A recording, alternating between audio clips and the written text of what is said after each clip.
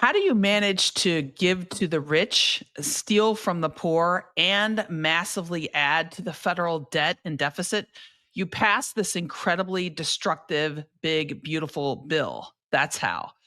So far this year, we've seen a full on assault on our nation's healthcare, from cuts to medical research to undermining the nation's vaccine regime and other elements of public health. Now, the big, beautiful bill that the Republicans just ran through will cut Medicaid by $1 trillion and make major changes to that federally and state funded health insurance program. And that means that over 11 million people could lose coverage over the next decade. And this bill does this while adding an estimated $2.7 trillion to our national deficit, all under the banner of fiscal responsibility, right? But we're going to dig in a little deeper into this legislation and why it is so bad, not just for the poor, but for the country as a whole. I'm Amy McGrath. On this Devil's Cut episode of Truth in the Barrel, we're exposing the ugly truth of the big, beautiful bill with our guest, Bobby Kogan. Bobby is the Senior Director of Federal Budget Policy at the Center for American Progress.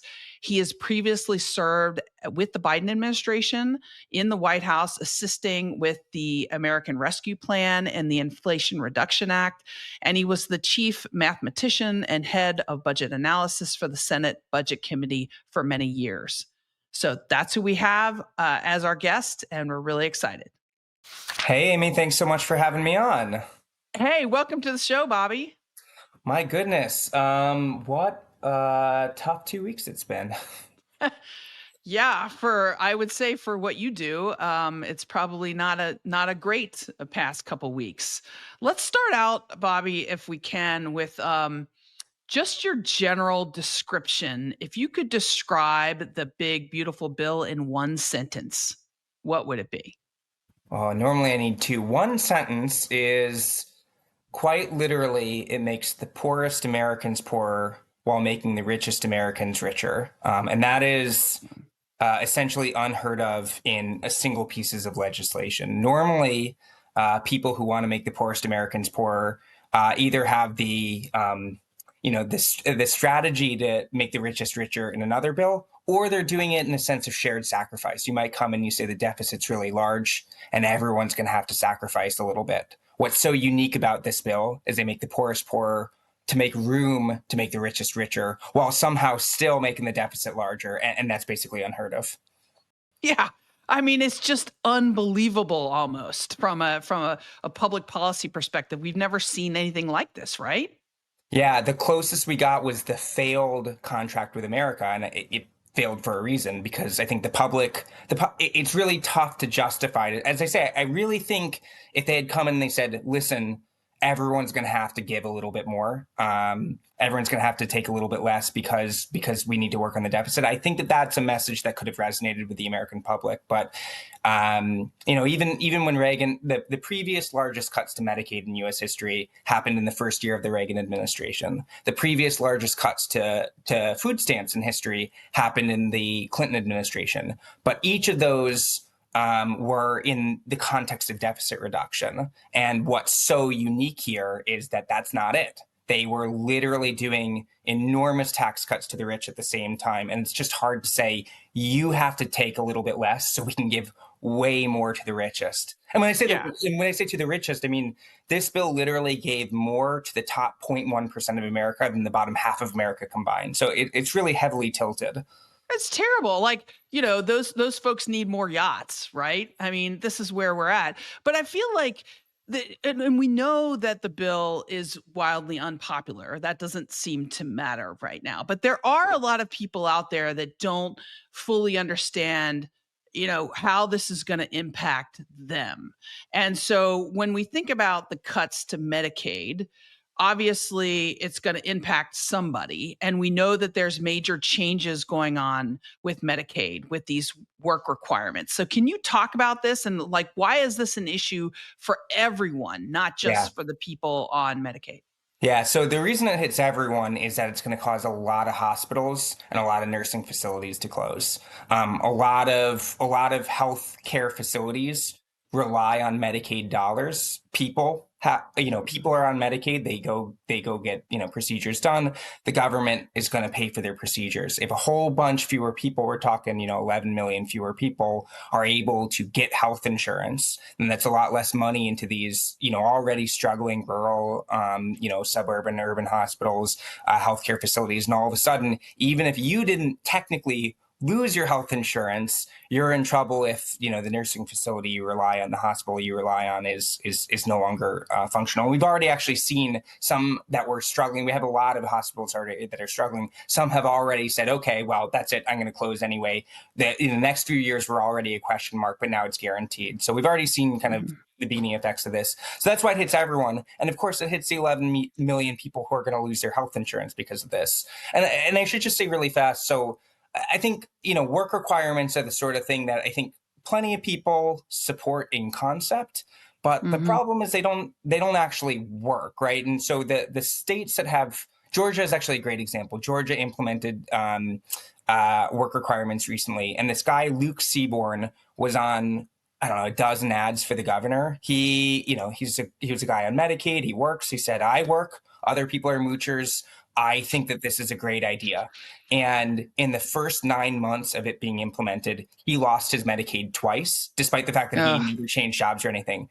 He is no longer supportive of the yeah. policy because what happens here is they put up a whole bunch of red tape. Almost Mm-hmm. everyone they're putting up new requirements, and almost everyone who's on Medicaid already hits their requirements or is in one of their accepted classes.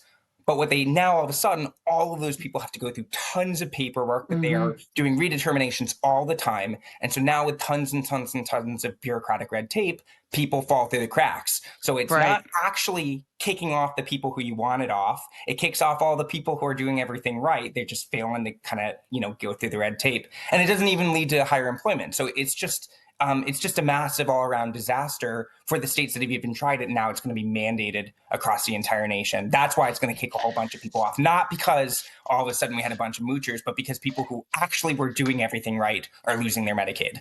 Yeah, and you hear this a lot from the Republican talking points, right? The best way to get health insurance is to quote get a job.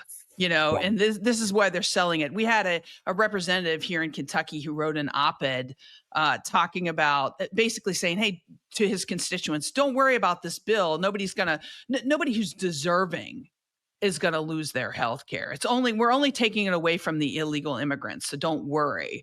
And I just feel like that is just so false, Yeah, right? it's completely false. So the estimate is that at max, about 1.4 million of the 11 million are undocumented. But it's actually less than that because it's 1.4 million are people who they can't verify the documentation of. So of them, some of them are undocumented, some aren't. But that still means about 10 million people who are all citizens who are losing their health insurance. And as I say, of them, a lot of them are actually doing everything right. They are working, or they're in one of those accepted classes that doesn't have to work, such as full-time caretakers, or Right. sorry, caregivers. People with disabilities, elderly folks. Right, a lot of elderly folks are on Medicaid as well. There are people who under this law are supposed to be getting Medicaid and nonetheless are being kicked off. So that's one of the ways in which they're kicking a lot of people off. Another way is they're quite literally just giving states less money to run Medicaid. Mhm. And since states have flexibility, what they're going to do is they're going to change their eligibility at the state level. That kicks more people off. And then the other thing that's bad, this one isn't technically kicking anyone off, but there are some mandatory things that make it more expensive for some people on Medicaid to use it. So an example, let's say you make 20 grand, you're a single person who make 20 grand, you can be on Medicaid in some states. There might be a mandatory $1,000 to use your Medicaid. You didn't technically lose your Medicaid, and you have now been priced out of your Medicaid. If you have 20 grand, you can afford to spend a grand using your Medicaid. So it's just tons and tons and tons and tons in this that are not actually going after fraud. It's not actually going after abuse. We know that they're not actually interested in going after fraud because there's a part of the government that is dedicated to catching Medicare and Medicaid fraud, and some of the workers that were Mhm. doged, right? So if they were really interested in Yeah. going after Medicaid fraud, they wouldn't have doged the Medicaid anti-fraud unit. Similarly, they doged the anti-tax cheat unit. They doged a whole bunch of anti-fraud stuff. So it's not about going after fraud. It is just some zealous, I don't know what, that has failed at the state level time and time and time again, and is just going to lead to a whole bunch of people losing their Medicaid. Yeah, I feel like when the Republicans have this talking points of, hey, it's only undeserving people that we're taking health care from.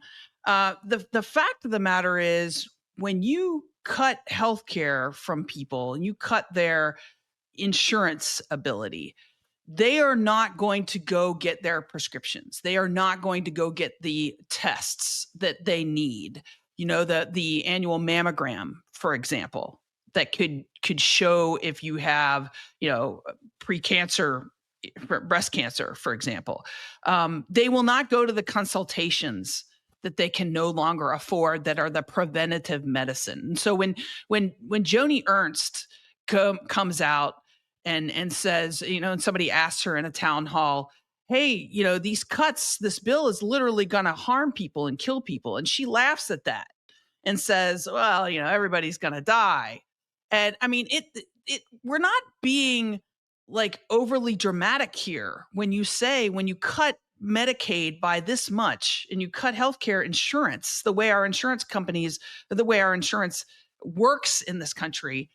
People are not going to get care, and people will literally be harmed and die because of this. I mean, I just, you got to say it, right? Yeah, that's right. I mean, and they accuse you of being hyperbolic if you say it, but these are, as you say, it's about $1 trillion in Medicaid cuts. These are at least 4 times the size of what used to be the largest Medicaid cuts in history, if you kind of adjust for, cost growth and population over time. So not only the biggest in history, but by far the biggest in history. And you have to believe that $1 trillion of healthcare spending does something. Otherwise, we wouldn't do it, right? If it didn't do anything, we wouldn't do the program. So you spend $1 trillion less on healthcare. Of those people, some of them are going to get ludicrously sick. And of the people who are going to get ludicrously sick, some will be able to pay some out of pocket, some won't. And of the people who can't pay any out of pocket, some of them will recover and some of them won't, right? And that's just basic logic. You have to believe that the health, if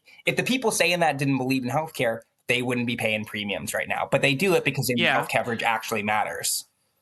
Well, and the costs will go up for everyone, right? And so can you explain why? Because they're ending the expanded Affordable Care Act. They're ending the subsidies in this bill, right? And so the costs will go up because people will not get preventative medicine, and then they will have to go more into the emergency rooms. Can you talk about how that cost trickles down a little bit? Yeah. So the Supreme Court has said that if you end up in the emergency room with life-saving care, they have to cover you. And right now, these folks are covered under Medicaid. You show up. Not only is it cheaper because it's cheaper to do preventive stuff, as you said. It's easier for me to go get something checked out and then do a simple, easy procedure instead of waiting until it's a life-saving intervention. It's much cheaper to do it that way.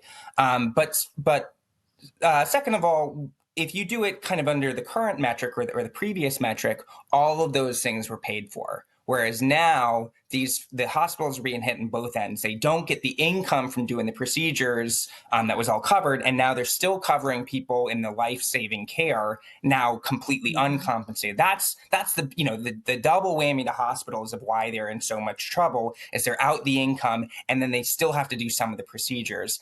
That ends up that just ends up ripping away costs from hospitals. And then in addition to that, by changing the pool and changing kind of how much money is into the system, the estimate is that people's premiums are going to go up pretty meaningfully just because of kind of less care going in. So makes tons of people worse off because it costs more to get the same coverage, and then also it might be harder for them to get coverage depending in your area. If all the hospitals in your area close, it doesn't. Yeah. It just doesn't matter if you technically are covered. So you're paying more and getting worse outcomes for it. And that's especially true, we know, in rural America. Yeah, I mean, this is gonna this is going to hit. Yeah. But one of the things that strikes me and people have been talking about is this bill almost disproportionately hits red America. Yeah, that's right. A lot. And so my response to that is, well, they probably won't see the effects soon. So my question to you, as you know this and you're an expert on this, is when will we begin to see the real effects of this bill's passage and these cuts to Medicaid? For Medicaid, most of them are starting after the midterms. That was, I believe, a deliberate strategy. But yeah, so for some of the cuts are immediate, but basically the real meat where we start to see tons and tons of people kicked off is starting in 2027 and getting worse. Some states might get waivers to partially delay. So I would expect, 1 in 5 people in America are on Medicaid.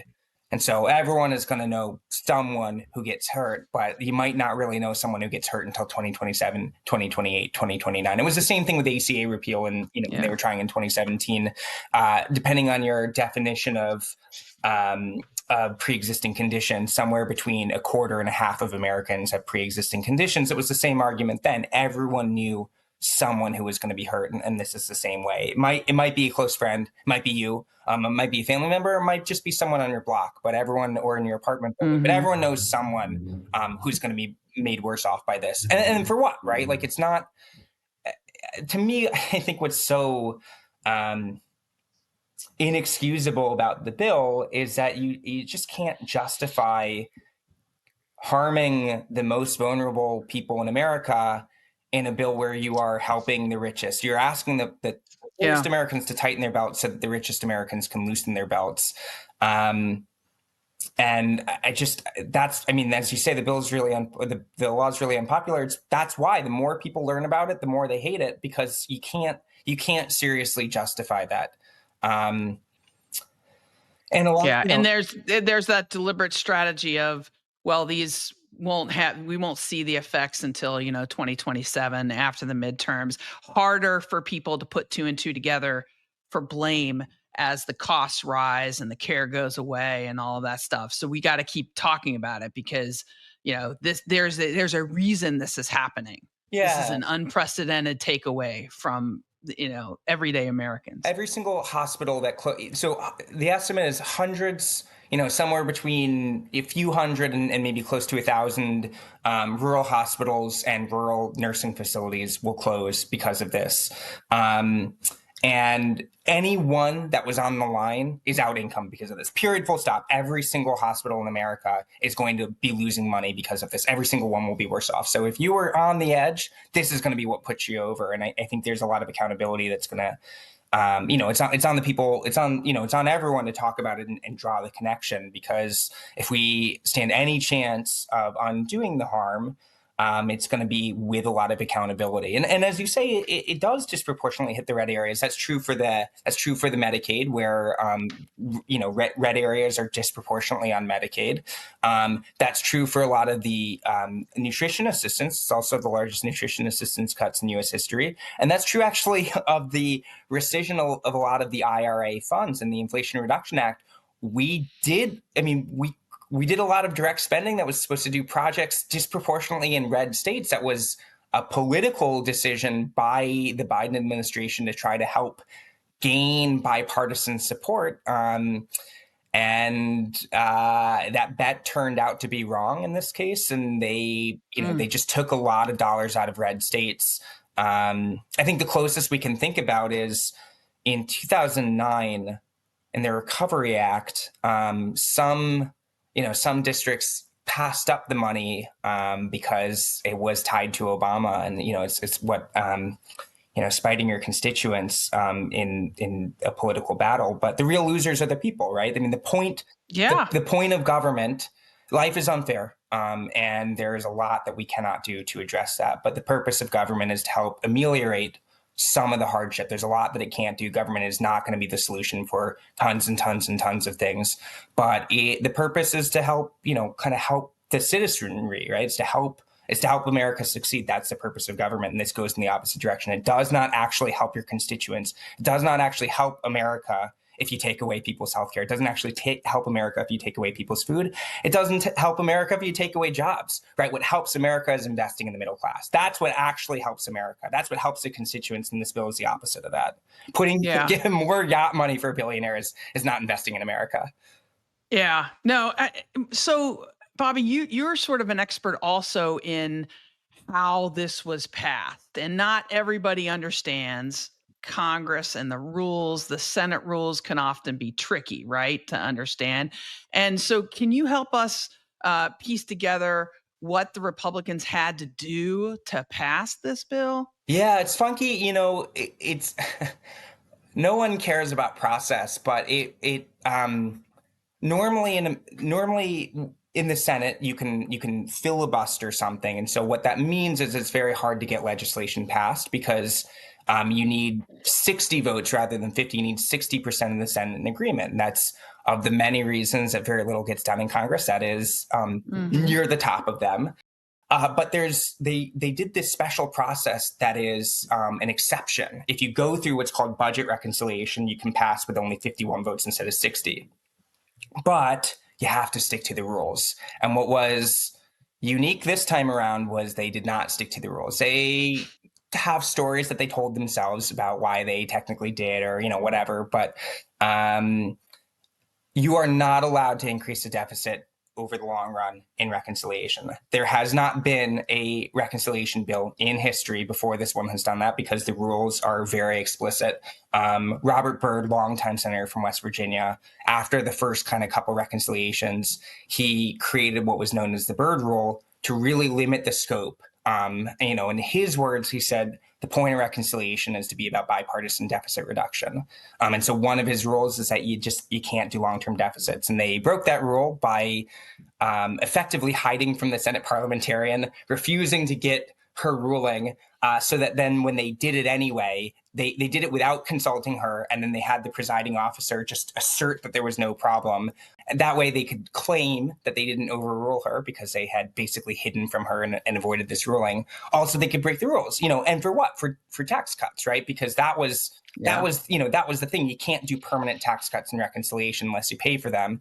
And while they did have the largest Medicaid cuts in history, and while they did have the biggest food stamp cuts in history, the tax cuts were so Big. large that nonetheless it was trillions of dollars. And the estimate is that they had a couple temporary provisions that are set to turn off. Wink, wink, nudge, nudge. But that was to make the cost look artificially cheap. The estimate is that when all is said and done, this thing will cost $4.7 trillion over the decade, and far more than that kind of, in the future. And so they,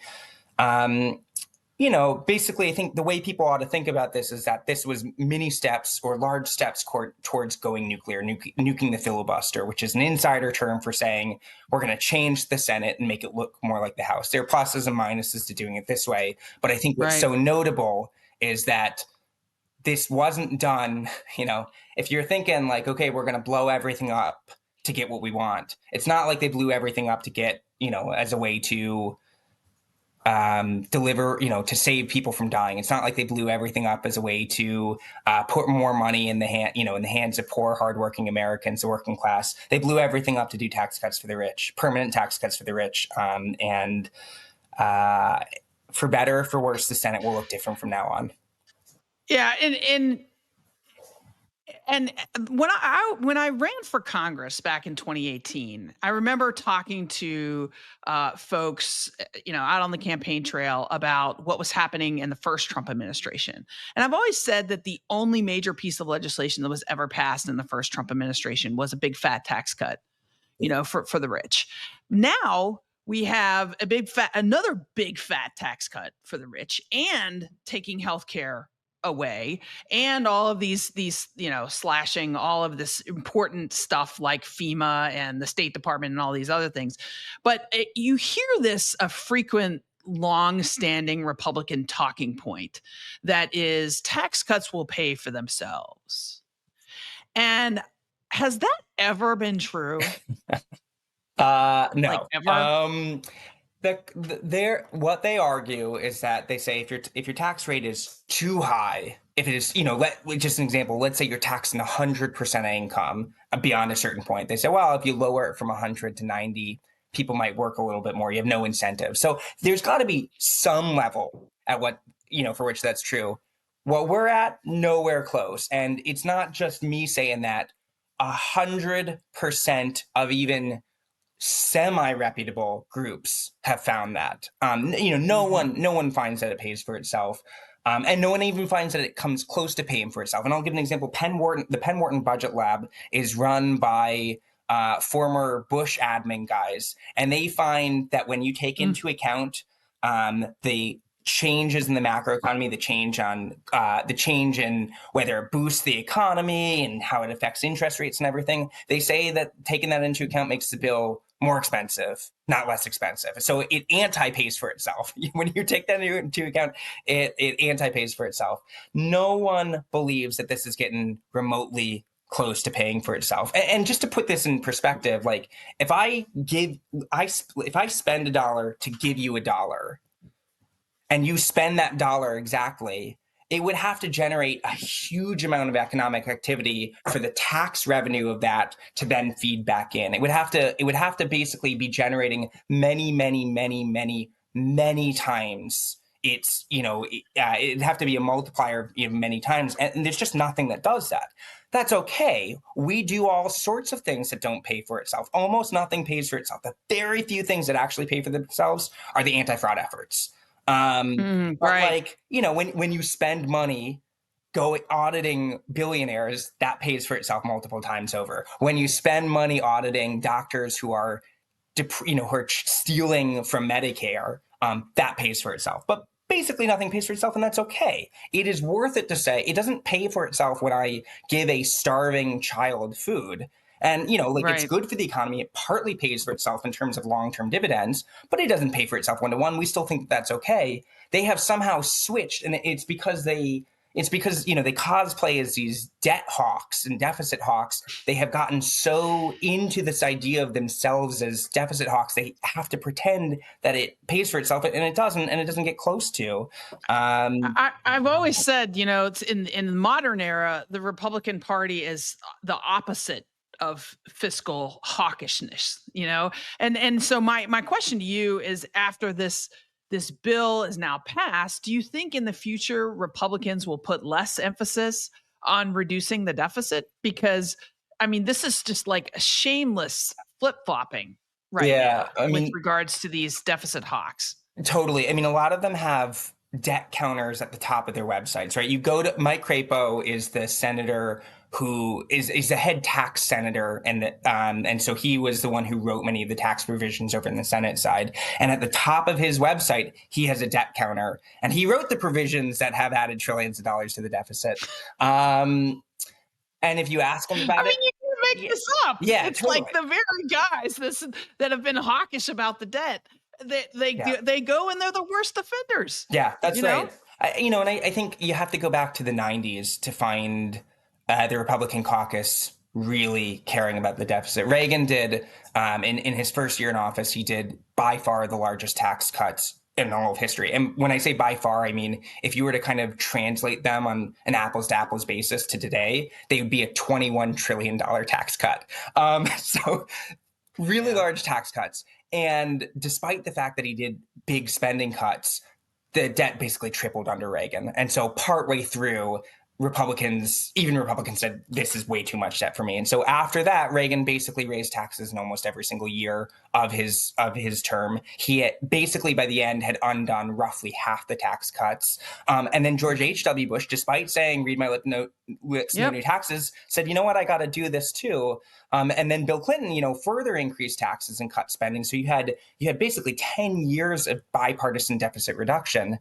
And then you get to this century, and the Republican Party this century has been one of giant tax cuts again and again and again and again. And that's why we are where we are. It's true that Medicare costs more than it used to. It's true that Social Security costs more than it used to.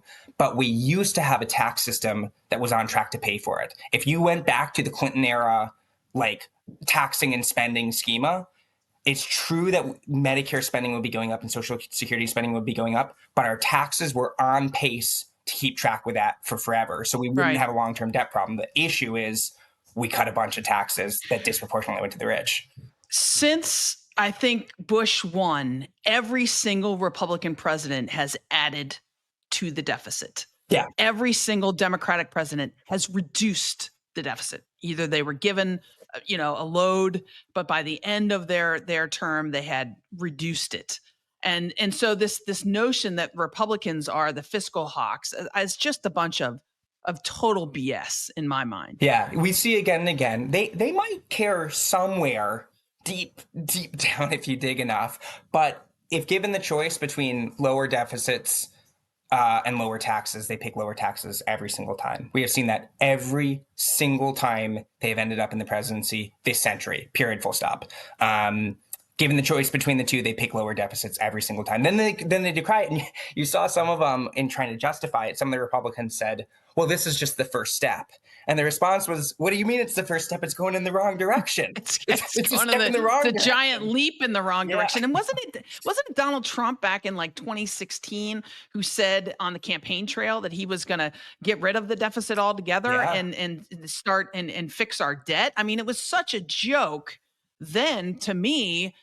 When I was teaching actually at the Naval Academy, and I was teaching, for part of my course, just the basics of the federal budget. And it was a joke because, he was saying we're that very thing. We're going to cut taxes, but we're not going to cut any of the federal budget. And so the math, I mean, you're a mathematician at a higher level, but the math just didn't work even at an elementary level. Yeah, right. That's right. It just doesn't. I mean, you have to be either willing to deliberately lie to your constituents, which, I think the president is, or you have to not really be even doing a cursory glance. And I just say, I mean, part of the issue, some of these people believe there's just ludicrous amounts of waste or fraud going on in the government. And you even saw what they did the interview with one of the Doge guys who said, yeah, I went in, I was ready to find tons of fraud. And, I found some, but there was just way less than I thought. And that's because, I mean, over 70%, not counting the interest we do, the interest we pay, if you kind of take that out, over 70% of what we do is payments that go to people. That's your Medicare, that's your Social Security, that's your Medicaid, that's your SNAP. And then of the remaining kind of less than 30%, about half of that is defense. And if you take that out, the rest of it is like biomedical research and other R&D. It's our infrastructure and it's the people who run the government. So there's just not that much room. It's not, Bobby. And you even talked about defense. I mean, a lot of our defense budget is payments to our military. Right. Yeah. The milpers for being in the military. Huge. The milpers accounts are a massive part of it. And you can have a discussion about having more or fewer people. But again, I think people deliberately conflate fraud with stuff that I hate. And I think that elision is used as a way to justify cuts that Americans rely on, right? You say, well, why are we doing X, Y, or Z? And sometimes there's a really good reason that maybe you haven't thought of, and sometimes there's a really bad reason. But regardless, that actually doesn't mean that this payment to a starving child is fraudulent. And like one example that we did that's really, really, really ludicrous. So there are currently work requirements on food assistance, and in this, they really made them a lot stricter. First of all, for the first time ever, they're going to have them hit kids. Before today, before this bill, even if you weren't working, if you had kids, you weren't going to have any less money. But now they say, okay, well, if your kids are 13 or younger, then you're exempt. But 14 or older, not like teenage boys eat a lot of food or anything. Then there's less money coming for you if you lose your job. There's an exemption if the economy is bad enough. But that bad enough exemption, the unemployment rate has to be 10%. And I don't know, to the listeners, if you remember the Great Recession. I remember the Great Recession really, really, really well. A lot of my friends were graduating. I was a little bit younger, so I graduated kind of near the tail end of the Great Recession. But I remember people with master's degrees fighting to get a job at a hotel. I have a master's, you say, I'll take some job, any job. In that recession, which was cataclysmic and wages were stagnant for years and years and years and years,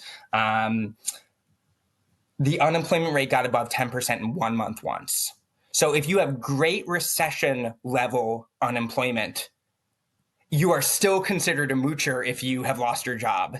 So under this bill, they say you lost your job because the unemployment rate is Great Recession level. You are a moocher, and now there's less food for your 14-year-old. Like that, it's just, I mean, they're just unbelievably strict. They actually apply It's it to, cruel. yeah, it's totally cruel. They actually apply it to veterans too, right? In the Fiscal Responsibility Act, Yeah. we exempted veterans from it, and they apply it to veterans. It's cruel is the right word. It's cruel. It doesn't even make sense, even if you support, if people who supported the policies underneath all got together, they wouldn't do it this way. It's cruel, it's callous, and it's because they're not, they don't really care about those people, right? Like that's just that's not the point of this bill. The point of this bill was to help the very richest get a Yeah. future.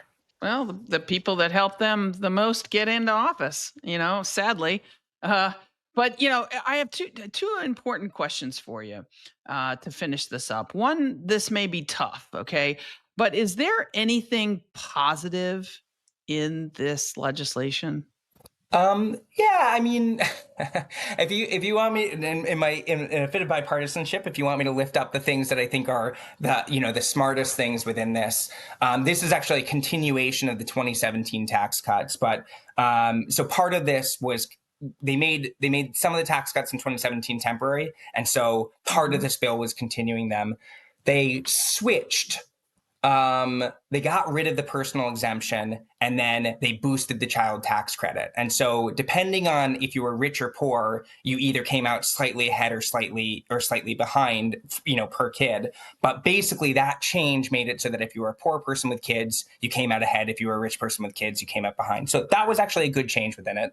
And then they have actually, they've set this up in a pretty dumb way, but they have, and it's called Trump account, so it's pretty lame, but they are giving it's a temporary provision, so but now for every kid who's born, there's $1,000 deposited in a high yield bank account for you.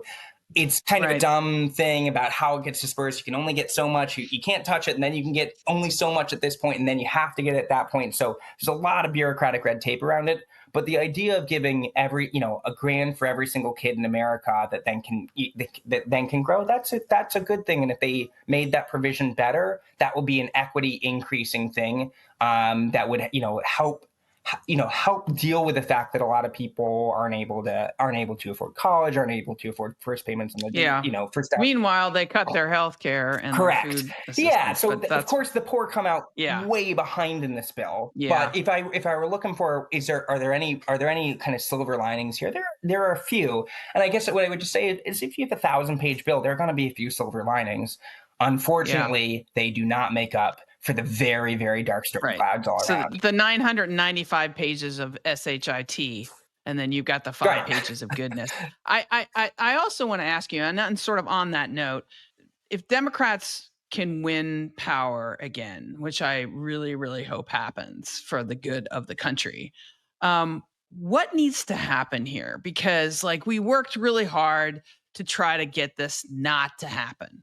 But, look, Trump won the presidency. He's surrounded by lots of people who don't know what they're doing, lots of ideologues.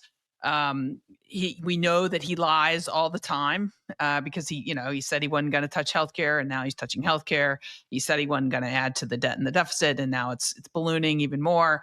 You've got the Republican House and the Republican Senate that have pushed this thing through. It's terrible for our country. What do we do about this? Yeah, it will be an uphill battle. There's so much damage that they did. I mean, it is that the affirmative cuts are, around $1.5 trillion of stuff that will be difficult to undo. So you have to get a trifecta, right? Dems need to win the House and the Senate and the presidency to have any hope of undoing this. And then you need it to be sufficiently large that you can afford to pay for it, because we will be using the mechanism. And while Republicans broke the rules to not pay for it, I don't think Democrats will want. I mean, it's a question for the Democratic caucus. Will they stick with Republicans in the new norm and then themselves add to the deficit, or will they say no? We just because they're being irresponsible, we're not going to be irresponsible. And so it's a lot of stuff. And then you are struggling to find pay for it. And then presumably the new president will have an affirmative agenda for themselves as well. In addition to undoing some of the harm here, they might say, and I also want to do X, Y, and Z. So now all of a sudden we're struggling. I mean, we saw the Biden administration had an ambitious agenda, but it really struggled to find offsets for what it wanted to do. And what they sent over to the House then whittled down the offsets. And then when it sent over to the Senate further whittled down the offsets. So you need to win. You need sufficiently large margins. So that just means a lot of organizing at state levels. It means lots of people running in districts and hoping we do really well, and then electing the people who are willing to lose their seats over it. I think Governor Walz actually said it right, where he said, you win elections to use your political capital and burn it, right? All the people who get elected and say, oh, now the number one most important thing is never losing. That's not true. The number one most important thing is helping your constituents. And so you need people who are willing to risk losing their jobs over delivering for the American people. Yeah, and serious people that are willing to put country above everything else. Yeah, and we just don't have enough of them right now. I should have asked you this at the very beginning, but I'm going to ask you at the end here because I forgot. But it's interesting to me. You have a background as being a mathematician, right? Yeah. So how do you go from being a mathematician to working in public policy? How did that unfold?